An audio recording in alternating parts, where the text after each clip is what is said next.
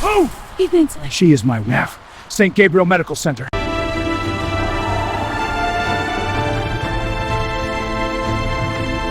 The world did not turn black when the third bullet hit me. It turned red. Red like spilled wine. Red like the velvet curtains in the ballroom. Red like the expensive rug beneath me that probably cost more than my entire life savings. I could smell gunpowder. It mixed with something sweet and heavy like rich perfume and iron. My chest burned. My back burned. Everything felt hot and cold at the same time. But I did not look at my own blood. I looked down at the small trembling boy underneath me. He was spotless. Perfect. Alive. That was all that mattered. Then a shadow fell over us. A powerful shape blocking the chandelier light. Matteo Richi dropped to his knees beside me. He did not look at his crying son first. He looked at me, a nobody waitress, bleeding out on a $10,000 rug. He grabbed someone by the collar and roared something that made the entire room go silent. You don't let her die. She is my wife. New York City did not care if you were tired. It only cared if you could keep up. For Hannah Brooks, keeping up meant working a double shift at the Langford Grand on Madison Crown Boulevard, one of the most expensive hotels in the city. It was 8 p.m. on a Tuesday night, and her feet already felt like they were on fire inside her cheap black non-slip shoes. She had bought them at a discount store 3 months ago. The soles were wearing thin. The grand ballroom was suffocating. The air smelled of roasted duck, heavy lilies, polished marble, and old money. Crystal chandeliers sparkled overhead like frozen stars. Tonight was the gala for tomorrow, a charity event where wealthy people gave speeches about helping the poor while wearing watches that cost more than Hannah would earn in 10 years. Table 6 needs champagne. Move, Brooks. The voice came through her earpiece. It belonged to Mr. Whitaker, the floor manager. His tone was always sharp, always impatient. On it, Hannah whispered. She balanced a heavy silver tray on her shoulder and moved through the crowd quietly. That was her job, to be invisible. Fill the glass. Clear the plate. Disappear. If a guest noticed you, you were doing it wrong. She passed a group of women laughing about their summer houses. If the marble isn't imported from Italy, tear it out, one of them said casually. Hannah tightened her grip on the tray. In her apartment in the Brookfield district, the ceiling leaked when it rained. The heater worked only when it wanted to. She was 2 weeks late on rent. And her 19-year-old brother Ethan needed insulin. Type 1 diabetes did not care that she worked 60 hours a week. It did not care that she skipped meals to save money. Insulin was expensive. Continuous glucose monitors were even worse. Some nights she lay awake wondering which would come first, eviction or a hospital emergency. Excuse me. The voice was deep and calm. Hannah froze. The crowd parted slightly as someone entered the ballroom. It was not just a man. It felt like the temperature dropped 10 degrees. Matteo Richi. Even Hannah, who tried to ignore gossip, knew his name. Officially, he was a shipping and logistics magnate. Unofficially, he was something far more powerful. He was tall, dressed in a midnight black tuxedo that fit perfectly. His face was sharp, his expression unreadable. His dark eyes moved constantly, scanning the room. And holding his hand was a small boy. Luca Richi looked about 6 years old. He wore a tiny tuxedo that matched his father's. In one hand he clutched a worn toy robot. His eyes were wide and uncertain as cameras flashed around him. No photos, Matteo said calmly. He did not shout. He did not need to. The photographers lowered their cameras immediately. Hannah watched from near the bar station. She saw how Matteo's hand rested firmly on Luca's shoulder. Protective. Possessive. He loves the boy, she thought. But he doesn't know how to make him feel safe. The night continued. Speeches began. Applause echoed through the ballroom. At around 9:45 p.m., Hannah felt a small tug on her apron. She looked down. It was Luca. His lip trembled slightly. I dropped Optimus, he whispered. Hannah glanced around quickly. Matteo was across the room speaking to a senator. Bodyguards stood near him. None of them noticed the boy had wandered off. Hannah crouched carefully, ignoring the ache in her knees. Under the heavy tablecloth, she saw the toy robot lying on its side. She picked it up and wiped off a speck of dust. Here you go, she said softly. Optimus Prime is tough. He can handle a fall. Luca's face brightened just a little. My dad says I have to be tough too, he said quietly. Hannah smiled, a real smile, the first of the night. You can be tough and still need help sometimes, she replied. Even Optimus has the Autobots. Luca looked at her as if she had said something important. Luca. The single word came from behind her. Matteo Ricci stood there. Up close he was even more intimidating. He smelled of expensive cologne and something darker underneath. "I'm sorry, sir," Hannah said quickly, standing. He just dropped his toy. Matteo looked at the robot, then at her. His eyes paused briefly on her tired face and worn uniform collar. "Thank you," he said stiffly. He placed a hand on Luca's head. "Stay close. It's not safe." "Yes, Papa," Luca whispered. As they walked away, Hannah checked her watch. 9:45 p.m. Just a little longer. At 10 p.m. something shifted. It was not visible. It was a feeling. The air felt charged like before a thunderstorm. Hannah was refilling water glasses near the service entrance when she noticed something strange. A waiter she did not recognize. The Langford Grand had a strict staff list. She knew everyone. This man moved differently. Too direct. Too fast. Waiters were trained to glide. He was cutting straight across the floor. His right hand was tucked inside his white jacket. Then she saw it, a flash of metal under the chandelier light. A gun. With a long black suppressor attached. Her heart slammed against her ribs. He was 10 feet from Matteo's table. But he was not aiming at Matteo. He was aiming at Luca. They are not trying to kill the boss, she realized. They are trying to break him. Anna did not think. She dropped the water pitcher. It shattered loudly, but the orchestra swallowed the sound. She kicked off her shoes and ran. Her socks slid against the polished floor. "No," she screamed. Matteo turned. The gunman raised the weapon. Anna duffed. She did not reach the shooter. She reached the child. The first bullet hit her shoulder. It felt like a hammer smashing into bone. The second tore through her stomach. Fire exploded inside her. The third struck her lower back. She collapsed over Luca, wrapping her arms around him. "Stay down," she whispered through blood. "Don't look." Then chaos exploded. Gunfire erupted from every direction. Bodyguards returned fire. Guests screamed. Tables flipped. The assassin fell before he hit the ground. But Matteo Ricci did not hide. He vaulted over the table and dropped beside Hannah. His hands shook, not with fear but with rage. "Luca." "I'm okay, Papa," the boy sobbed. "It's her blood." Matteo looked at Hannah. Her skin was pale. Her breathing wet and shallow. "Why?" he demanded softly. "Who are you?" "Hannah," she whispered faintly. "My brother. Ethan, insulin." Her head fell back. Paramedics rushed in. "She's lost too much blood," one of them said urgently. "We need to transport. She'll go to county." "County?" Matteo's voice became something terrifying. He rose slowly, covered in her blood. "She took bullets for my son," he said loudly enough for cameras to hear.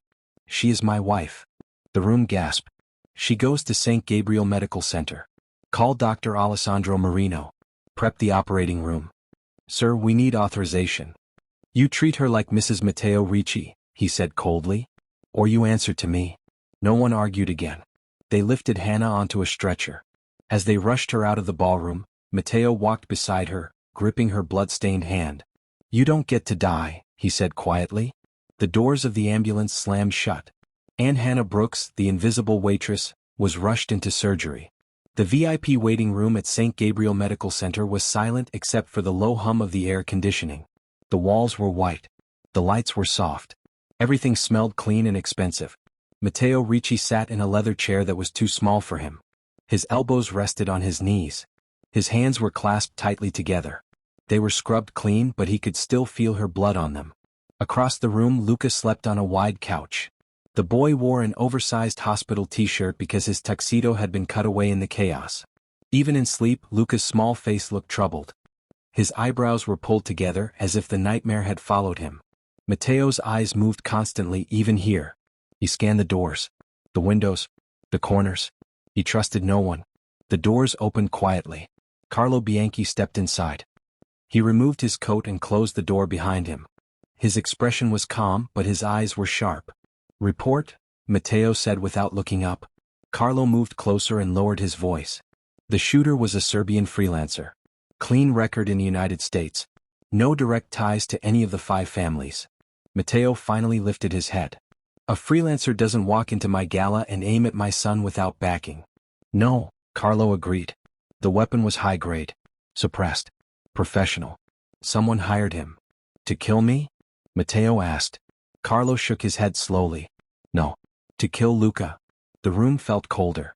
They weren't trying to remove you, Carlo continued carefully. They were trying to end your bloodline. Matteo's jaw tightened. His gaze shifted to the sleeping boy. A muscle flickered near his eye. They failed, he said quietly. Yes, Carlo replied. Because of her. The waitress. Anna Brooks. Matteo leaned back slightly. He could still see her diving through the air. No hesitation. No calculation. Just instinct. She moved faster than my own men, Matteo murmured. Carlo nodded once. I ran her background. Matteo's eyes sharpened. Tell me. Carlo pulled a thin file from inside his coat. Parents died 4 years ago in a car accident. She dropped out of community college to take care of her younger brother. Matteo listened without blinking. She works 80 hours a week. Double shifts at the Langford Grand and nights at a diner in the Brookfield district. Rent overdue. No savings. And the brother? Matteo asked. Ethan Brooks, 19. Type 1 diabetic. Brittle condition. Multiple ICU visits in the past 2 years. They can't afford advanced insulin or continuous glucose monitoring. Matteo stared at the blank wall ahead of him. In the ballroom while dying she had whispered about insulin. Her last thought had not been fear. It had been about her brother. She has no protection, Carlo added quietly. No connections. No one powerful to defend her. Matteo looked back at Luca. She has me, he said. Carlo hesitated. There is another issue. Matteo's gaze returned to him. The video of you claiming she is your wife is everywhere, Carlo said. News channels. Social media. The commission is calling. The families are confused. Matteo's expression did not change.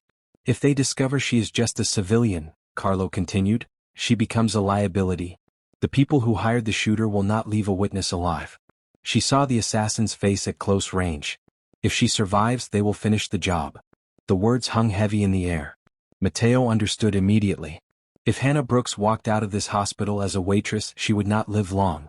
She cannot return to Brookfield, Carlo said. She cannot return to normal life.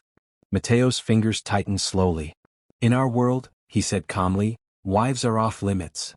Carlo's eyes lifted. He understood where this was going. If she is truly Mrs. Richi, Matteo continued, no one touches her without declaring open war. Carlo studied him. Are you prepared for that? Matteo did not hesitate. Yes. Before Carlo could respond, the surgery doors opened. Dr. Alessandro Marino stepped out, removing his surgical cap. His face was pale from exhaustion. Matteo stood immediately. Doctor, he said evenly. Dr. Marino exhaled slowly. She is alive. Matteo's shoulders lowered just slightly. Not relief. Control returning. But it was close, the doctor continued. We removed her spleen. The second bullet caused severe internal bleeding. Matteo listened without interrupting. The shot to her shoulder shattered the clavicle. We placed a metal plate. That will heal. And the third bullet? Matteo asked quietly. Dr. Marino paused. It lodged in her lower back. It missed the spinal cord by 2 millimeters. The number echoed in the silent hallway. If she had moved slightly differently, the doctor continued, she would be permanently paralyzed. Matteo's expression darkened. There is significant nerve trauma, Dr. Marino went on. She may experience temporary mobility issues. Rehabilitation will be long and painful. Will she walk? Matteo demanded. Yes, Dr. Marino answered carefully. Eventually. With therapy. He hesitated before adding, she technically died for 30 seconds on the table. We lost her rhythm. We brought her back. Matteo absorbed that in silence. She is in a medically induced coma now, Dr. Marino finished. We need her body to rest. Matteo nodded once. Move her to the private penthouse suite, he said. No unauthorized staff. Dr. Marino cleared his throat. There is also the matter of insurance documentation and family authorization. Matteo looked at Carlo. Call Judge Harrington, he said calmly. I need a marriage license processed and backdated to yesterday. Carlo did not argue. He stepped aside to make the call. Dr. Marino stared at Matteo carefully. You understand what this means? Yes, Matteo replied. Within an hour, hospital administrators were escorted into the VIP wing. Matteo signed documents without blinking. He did not ask the price. I am purchasing this entire wing, he said. Effective immediately. The administrator swallowed nervously. Of course, Mr. Richi. Security presence doubled.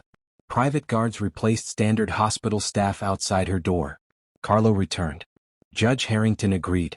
Paperwork will be delivered tonight. Matteo nodded. When the marriage license arrived, Matteo signed his name without hesitation. Lorenzo Matteo Richi. The pen moved smoothly across the paper. Hannah Brooks' name followed.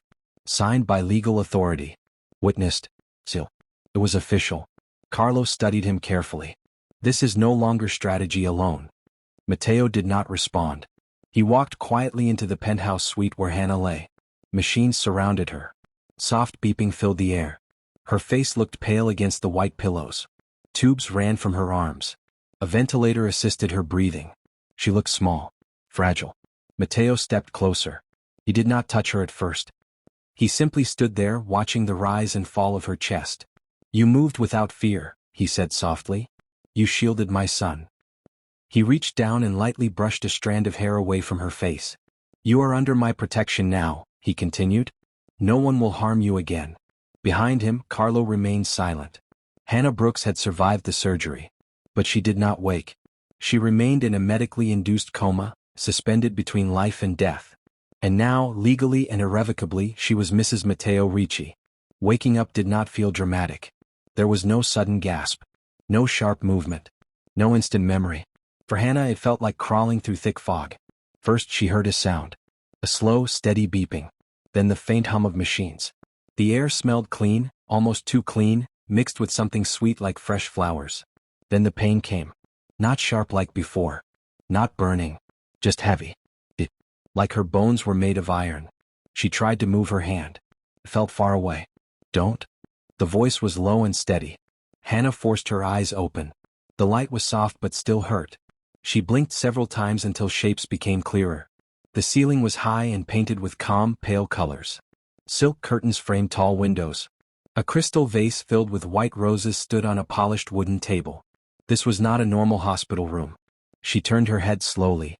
Matteo Richi sat in a chair beside the bed. He was not wearing a suit now. He wore a black button-down shirt, sleeves rolled up. Dark ink marked his forearms.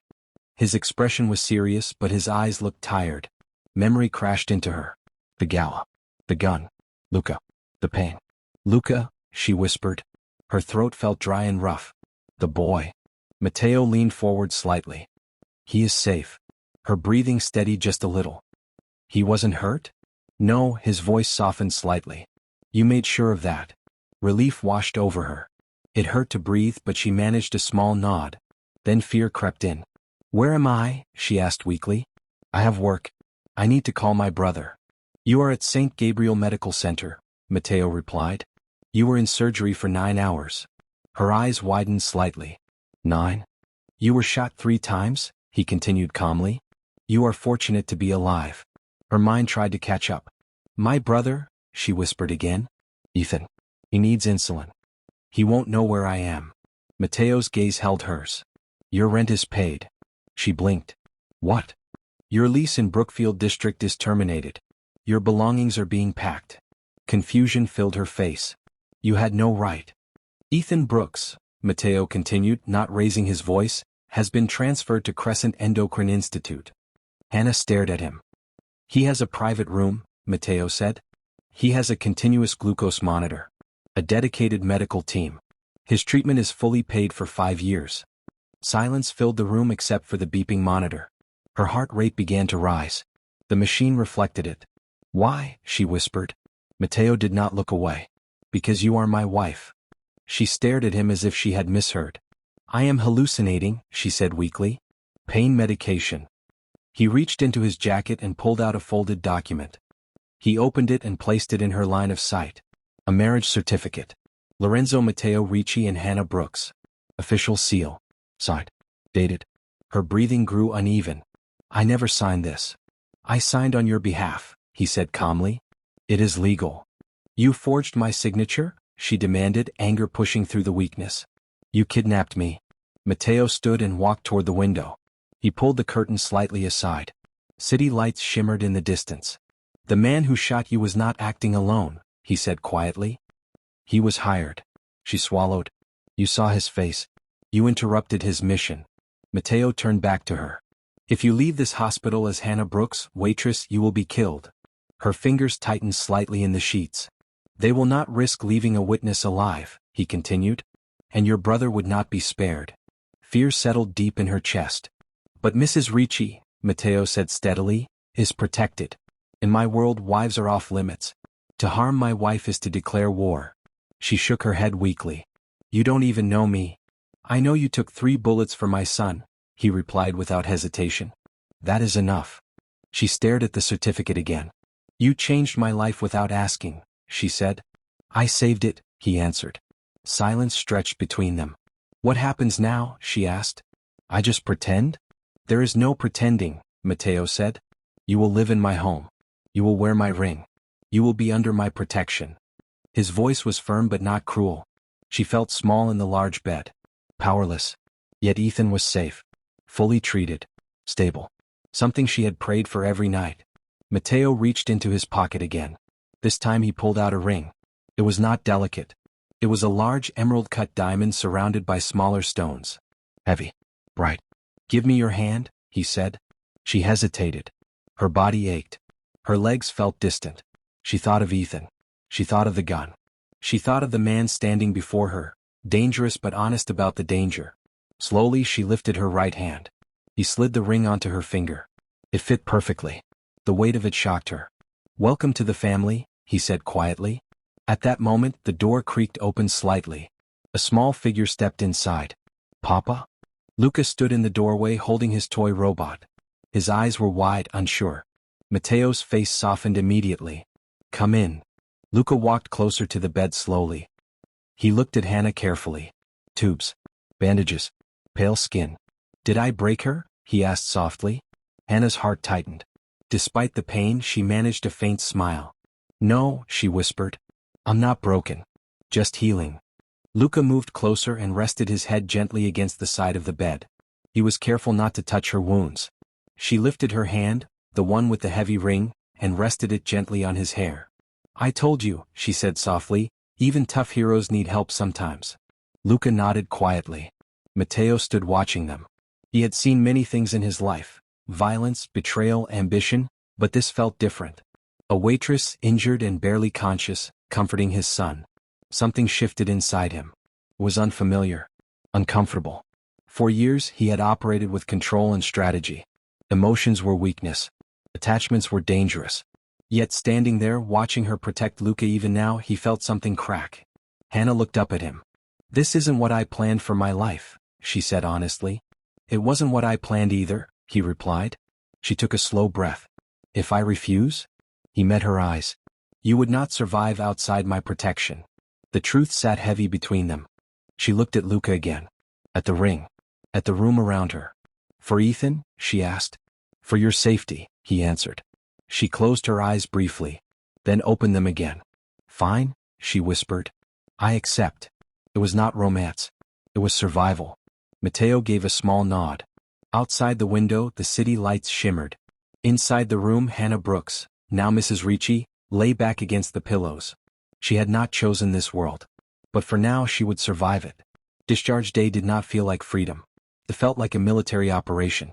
4 men in dark suits swept the hallway outside Hannah's hospital suite before she was moved. They spoke quietly into wrist microphones, checking corners and exits. Every nurse who entered was searched. Every elevator was held. Hannah sat stiffly in a wheelchair, wrapped in a soft cashmere coat Matteo had provided. It was warmer than anything she had ever owned. It also felt heavy on her shoulders. Her body still ached. Her lower back pulsed with a dull, constant pain. The world seemed sharper now, louder, too bright. Matteo stood by the window while the security team prepared. He looked calm but his eyes were alert. Ready? He asked. It was not really a question. Do I have a choice? Hannah replied quietly. No, he said simply. The hallway cleared. The elevator doors opened. 2 guards stepped inside first. Hannah was rolled in after them. Matteo followed last. No one spoke. Outside the hospital, an armored black SUV waited at the curb. Its windows were dark and thick. The air outside felt different. Colder. Real. Matteo did not allow a driver to lift her. He bent down and carefully picked her up himself, sliding one arm beneath her knees and the other behind her back. The sudden movement sent a streak of pain through her spine. She gasped softly. "I've got you," he said. He placed her gently in the back seat of the SUV. Luca was not with them. The vehicle door shut with a heavy sound. The world outside disappeared behind tinted glass. They drove in silence. Rain began to fall, streaking down the thick windows. Streetlights blurred as they moved. The city skyline faded behind them as they approached the Hamilton Crossway. The bridge rose ahead like a long dark ribbon over the water. Hannah leaned her head back carefully against the seat. She watched the distorted city lights reflect on the wet glass. "Where are we going?" she asked quietly. "Home," Matteo replied. The word felt unfamiliar. The SUV crossed the bridge and continued toward Ravenswood Heights, an area known for wealth and privacy. Houses there were not homes. They were compounds. After nearly 40 minutes, the vehicle slowed before massive iron gates. They were tall and solid, topped with sharp metal points. Security cameras rotated toward the SUV. The gates opened slowly. Beyond them stretched a long driveway lined with ancient oak trees. Their branches twisted overhead like skeletal arms in the rain. Anna swallowed. At the end of the driveway, the mansion came into view. It was enormous. Stone and glass rose from the hillside like a fortress. The architecture was sharp and modern, but heavy, solid, unwelcoming. Large windows reflected the gray sky. "This isn't a house," she whispered. "It's secure," Matteo replied. The SUV stopped under a covered entrance. As the door opened, she noticed a line of staff already waiting. A butler, housekeepers, a chef. They stood in perfect silence, hands folded neatly, eyes lowered. "They look afraid," Hannah murmured. "They respect order," Matteo said calmly. He lifted her again without waiting for assistance. She felt small in his arms. The grand staircase inside the mansion curved upward beneath a massive chandelier. The floors were black marble, polished to a mirror shine. Every sound echoed slightly. There were no family photos. No clutter. No signs of life. It felt more like a museum than a home. Matteo carried her up the stairs without hesitation. Her head rested briefly against his chest. His heartbeat was slow and steady. At the second floor, he turned down a long hallway lined with tall windows and heavy doors. He stopped before a large double door and pushed it open. "This is the east wing," he said. The room was enormous. A king-sized canopy bed stood in the center. A fireplace burned quietly against one wall. Plush chairs sat near tall windows overlooking the trees. Near the bed waited a sleek titanium wheelchair. He walked inside and gently placed her on the edge of the mattress. The softness of the bed surprised her. "This will be your room," he said. She glanced toward a smaller door on the left side of the wall. "That connects to my room," Matteo explained. "You do not lock it." Hannah frowned. "Excuse me?" "You will not lock it," he repeated evenly. If you fall, if you experience complications, I need immediate access." "I deserve privacy," she said quietly. "You deserve safety," he corrected. "And safety requires control." The word control lingered in the air. She shifted slightly, wincing at the pain in her back. "You are not a guest here," Matteo continued. "You are under protection." He paused before adding, "You are an investment." The statement landed hard. An investment. Not a partner. Not a wife. She lowered her gaze. He adjusted his cuffs slightly as if the conversation were business. "Meals will be delivered here. Physical therapy will begin tomorrow. Do not leave this floor without security." He turned toward the door. "Matteo," she said softly. He stopped but did not turn around immediately. "Thank you," she whispered. "For Ethan." Silence filled the room. Finally he spoke without looking back. "Do not thank me yet."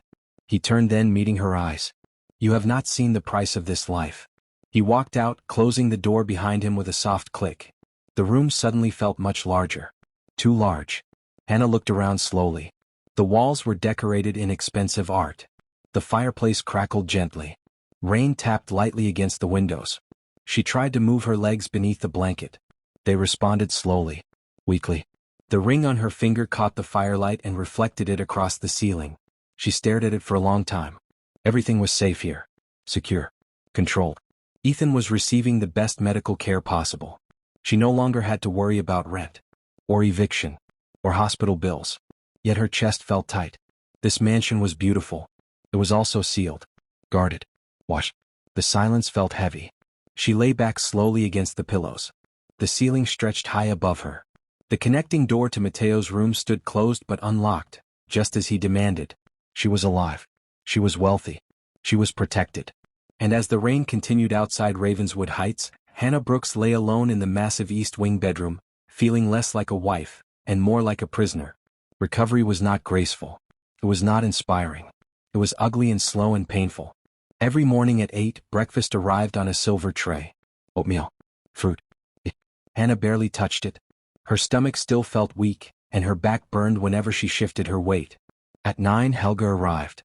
Helga was tall, broad-shouldered, and serious. Her hands were strong like metal clamps.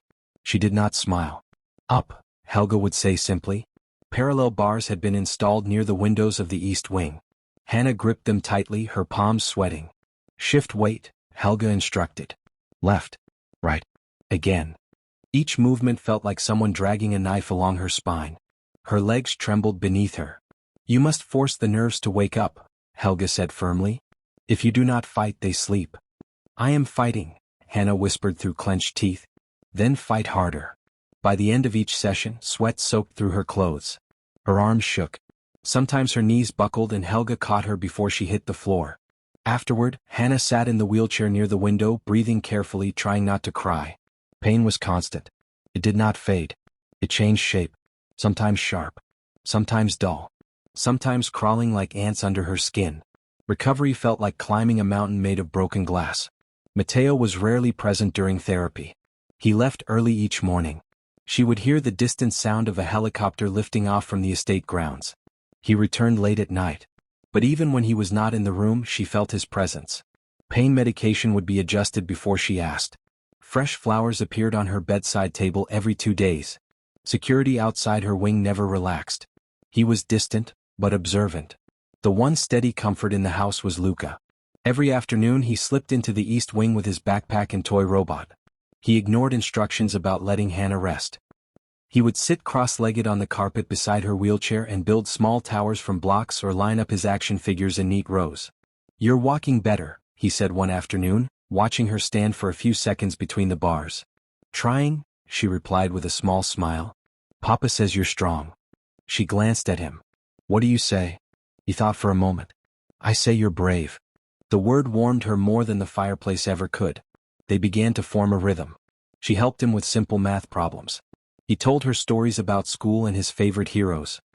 He no longer looked afraid when he entered the room. One evening, a storm rolled over Ravenswood Heights.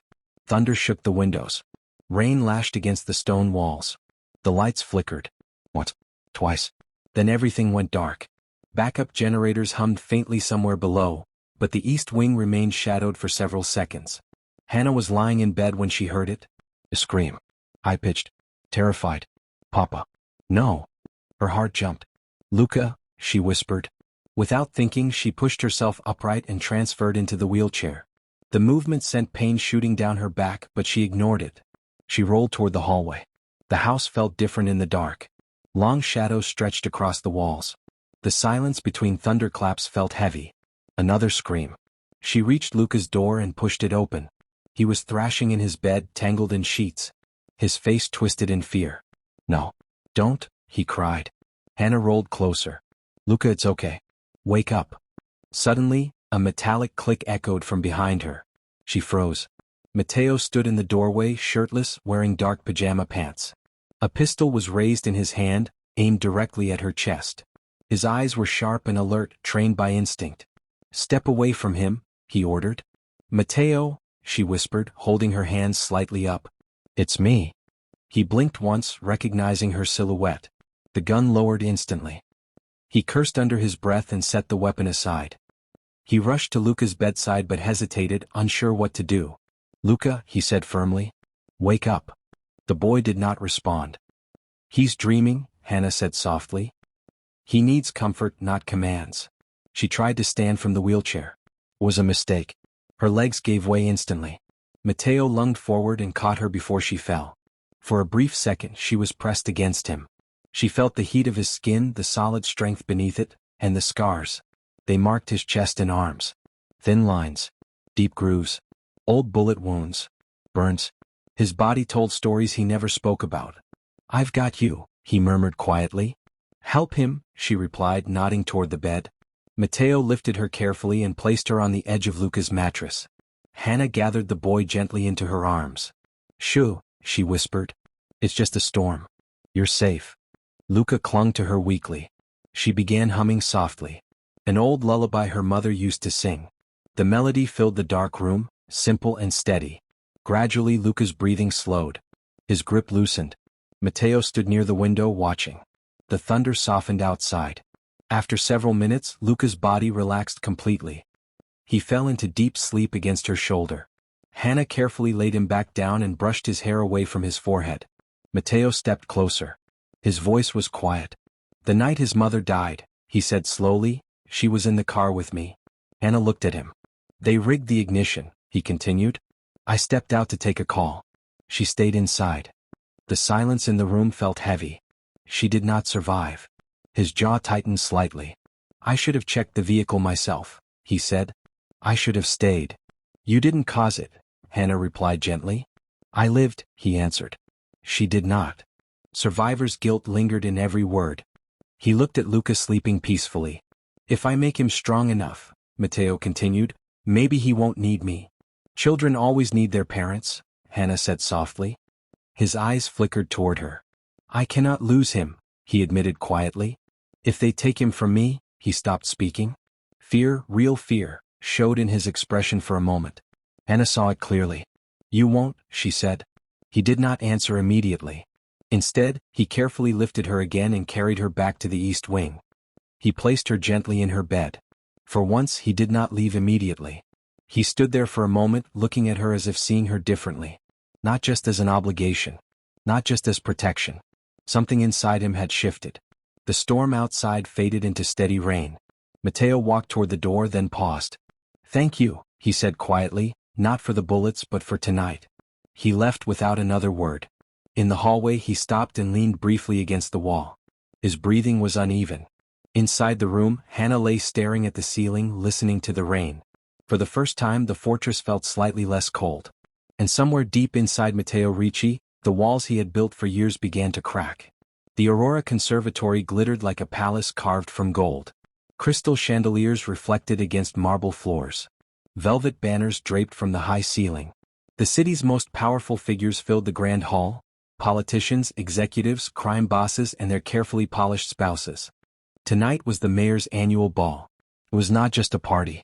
It was a battlefield disguised as elegance. At the top of the marble steps, the double doors opened. Matteo Richi entered first. Behind him, seated in a sleek wheelchair, was Hannah. She wore a deep crimson silk gown designed to fall perfectly over her legs. The fabric shimmered under the lights. Her blonde hair was styled upward, revealing the diamond necklace resting cold against her skin. Her back brace was hidden beneath the dress. The room went silent. Matteo did not sneak into rooms. He claimed them. He pushed Hannah forward slowly into the center of the grand hall. Every pair of eyes followed. Whispers spread instantly. That's her. The waitress. The one who took the bullets. Hannah felt the weight of attention pressing against her. Her palms trembled slightly against the armrest of the chair, but her face remained steady. Head up, Matteo murmured behind her. I am not afraid, she replied quietly. He stopped the wheelchair near the center of the room. The crowd parted naturally, creating space around them. From across the floor, a large man approached with a glass of dark liquor in his hand. His smile was slow and mocking. Marco Moretti. He was broad-shouldered and confident, dressed in a tailored charcoal suit. His presence carried arrogance. Matteo, Marco greeted loudly enough for others to hear. You brought your bride. Matteo's expression did not change. Marco's eyes traveled down to Hannah's wheelchair. A shame, he said with false sympathy. Such a beautiful woman reduced to a broken decoration. The insult hung in the air. A few nearby guests stiffened. Matteo's hands tightened around the wheelchair handles. The muscles in his jaw flexed. Careful, he said quietly. Marco chuckled. I mean no disrespect. I simply wonder, can she still perform her duties? Or does she only sit and shine? Hannah felt heat rise in her chest. Broken decoration. The word struck deeper than he knew. Before Matteo could respond, Hannah unlocked the brakes of her wheelchair. Slowly she placed her hands on the armrests. Pain flared in her spine as she shifted her weight. Her legs trembled immediately. Matteo stepped forward. Hannah. No, she said softly. With visible effort, she pushed herself upward. Gasps spread through the room. Her knees shook violently. Her breath grew uneven. But she stood. The crimson silk fell elegantly around her legs as she straightened as much as she could. She was not steady, but she was upright. Marco's smile faded slightly. I am not a decoration, Hannah said clearly. Her voice carried across the room. And I am not broken. The silence deepened. I am the woman who shielded the Richi bloodline with my body, she continued. What have you done lately, Mr. Moretti, besides insult from a distance? Several guests shifted uncomfortably. Marco's eyes darkened. You speak boldly for someone who could barely stand. She took a small step forward despite the pain. That may be true, she replied calmly. But I stood. As she faced him, her eyes lowered briefly to his lapel. There, pinned against his suit, was a small emblem. A serpent eating its own tail. The symbol struck her memory sharply. In the ballroom at the Langford Grand, just before the gunfire, she had noticed the shooter adjusting his jacket. For a second she had seen a tie clip, marked with that same serpent. The image burned in her mind. She looked back at Marco. The man who shot me, she said slowly, wore that symbol. A ripple of tension moved through the room. Marco's expression shifted. Just slightly. Matteo's gaze dropped to the serpent crest. Then returned to Marco's face. You hired him, Hannah said. Her voice was steady despite the strain in her legs. Marco let out a short laugh. Careful, Mrs. Richi. Accusations carry weight. You aimed at a child, she continued. You missed. The silence in the hall became suffocating. Matteo stepped forward slowly. His presence felt colder now. You targeted my son, he said calmly. You shot my wife. Marco's confidence cracked slightly. You have no proof. I have enough, Matteo replied. He did not raise his voice. He did not draw a weapon. Instead, he nodded subtly toward the edges of the ballroom. Men stepped forward from unexpected places. Servers, musicians, guests who were not truly guests. Matteo's network had been present all along.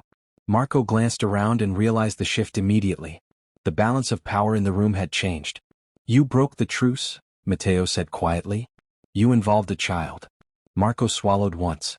You have until sunrise, Matteo continued. Leave this city. The warning was not loud, but it carried authority. Marco stepped backward slowly. His entourage followed, tension heavy in their movements. No one in the room stopped them. As Marco exited the ballroom, whispers filled the air once again. Hannah's legs trembled violently now. Matteo stepped beside her instantly and supported her weight. You should not have done that, he murmured. Yes, she said softly, breath uneven. I should have. He guided her back into the wheelchair carefully. The crowd's attention had changed. The pity was gone. In its place was respect and fear. Hannah looked around the grand hall. She had entered as a fragile figure in a chair. Now she was something else. Not a decoration. Not a victim. But a queen who had stood in the lion's den and spoken without trembling. Matteo rested his hands on the wheelchair once more. He leaned slightly closer. You shifted the board tonight, he said quietly. She looked ahead at the glittering chandeliers and the watching crowd. I protected us, she replied. The word us lingered between them. As music slowly resumed and conversation carefully restarted, one truth settled across the Aurora Conservatory. The Richi name had not weakened. It had grown stronger. The balance of power had tilted. And the woman once called a broken decoration had proven she was anything but fragile. The ride back to Ravenswood Heights was quiet. Rain traced slow lines down the windows of the SUV. The lights of the city faded behind them, swallowed by darkness and trees. Hannah sat back in her seat, her body aching from standing earlier. Her legs still trembled from the strain. But beneath the pain was something stronger, a steady warmth in her chest. Matteo sat beside her in silence. His expression was unreadable, but his eyes had changed. They were no longer cold and calculating. Something deeper rested there now. When the gates of the estate opened and the SUV rolled inside, the mansion did not feel as intimidating as it once had. It still stood tall and silent, but the air between them had shifted. Matteo stepped out first. He came around the vehicle and opened her door. Without asking, he lifted her into his arms. This time she did not protest. Inside, the staff stepped aside quietly. No one spoke. He carried her up the staircase, past the dark marble floors and towering ceilings into the east wing. When he placed her gently on the edge of the bed, He did not step away. Instead, he remained standing in front of her. The silence stretched between them. Finally he moved. Matteo lowered himself onto one knee before her. The action startled her. He was a man who commanded rooms, who made others step back without raising his voice. And now he knelt. "Hannah," he began quietly. She looked down at him. The fire from the fireplace reflected in his dark eyes. "We made a deal," he continued. "A marriage for protection. A contract for survival." She nodded slightly. "Yes. That deal is void." Her breath caught. "What do you mean?" "I no longer want a contract," he said. "I do not want to pretend." The words felt heavier than any declaration of war he had made. He took her hand gently, the one that wore his grandmother's ring. "You took bullets for my son," he said. "That is something I will never forget." She swallowed. "I would do it again." "I know," he replied softly. "But that is not the only thing." He looked down briefly, searching for the right words. "You stood tonight," he continued. "You stood in pain in front of men who would have laughed at your weakness. You protected my name. You protected me." She had not thought of it that way. "For years," he said slowly, "I have lived without allowing anyone close. After my wife died, I locked every door inside me. I convinced myself it was strength." He looked back at her. "You changed that." The admission was quiet but powerful. "You saved me long before tonight," he said. "Not with the bullets. With your heart." Her eyes softened. "You are not an investment," he continued firmly. "You are not a responsibility." He lifted her hand to his lips briefly, not in dominance, but in reverence. "I love you," Matteo said. There was no performance in his voice. No strategy. No calculation. Just truth. Hannah's heart pounded painfully in her chest. For weeks, she had lived inside this fortress feeling protected but uncertain. She had seen glimpses of the man beneath the armor, the father afraid of losing his son, the husband haunted by the past. Now he was kneeling before her, offering something real. Tears gathered in her eyes.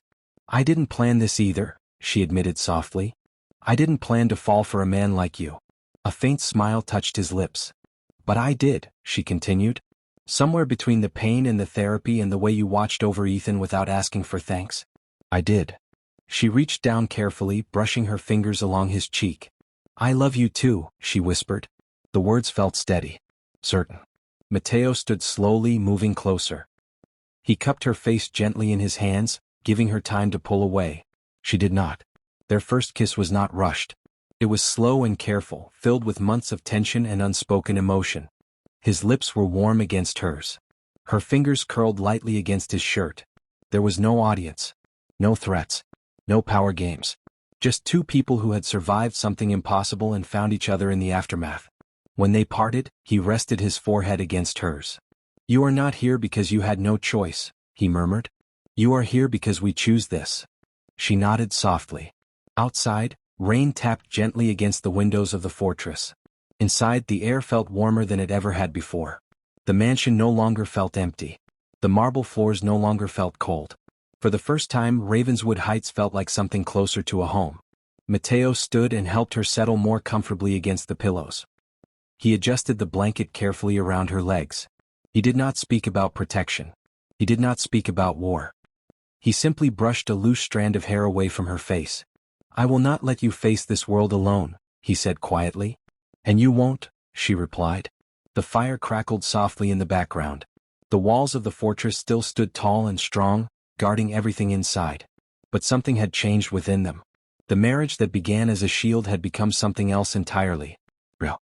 Chosen. Alive. Hannah looked at the ring on her finger, then back at Matteo. This time it did not feel heavy. It felt like a promise.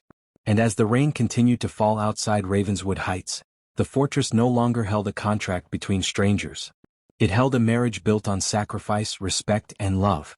There are moments in life that divide everything into before and after. For Hannah Brooks, it was the sound of a gunshot. Before that night, she had been invisible. A waitress in a crowded ballroom. A tired sister counting tips at the end of every shift. A girl trying to outrun bills and hospital notices. After that night, she became something else. Not because she married a powerful man. Not because she wore diamonds. Not because she lived inside a fortress on a hill. But because she made a choice in a split second. She chose to step forward when others froze. She chose to shield a child. She chose to stop a bullet. Weeks passed at Ravenswood Heights, and Hannah often found herself sitting by the tall windows of the East Wing, watching the trees sway in the wind. The mansion no longer felt like a prison. It felt like a kingdom, one she had not sought but had earned. Her body still carried scars. Thin lines marked her shoulder. A longer scar traced her lower back. Her movements were stronger now, steadier. Therapy had not been easy, but she had refused to let pain define her. Every step she took felt like a quiet victory. Matteo noticed. He no longer watched her from a distance. He stood beside her openly. He listened when she spoke. He respected her voice in rooms that once would have silenced her.